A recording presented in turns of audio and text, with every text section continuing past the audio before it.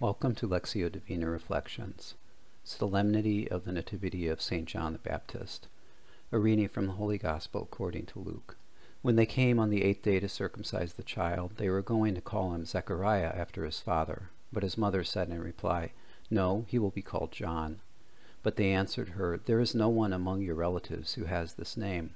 So they made signs, asking his father what he wished him to be called.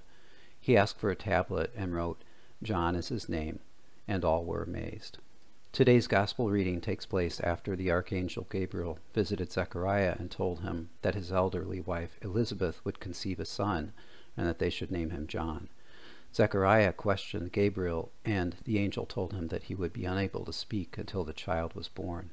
At John's circumcision, Elizabeth and Zechariah named him John to the amazement of their relatives and neighbors. Luke shows us that God is always faithful to his promises, even when we cannot see how they will be fulfilled. God, help me hear and respond to your will today, just as you were present to John, who grew and became strong in spirit. A combination of fear and stubbornness often drives me throughout the day to overlook your presence. Help me carry on the work of John, who turned the hearts of the people of Israel to your Son. I want to understand my purpose on this earth and doing your will today and every day.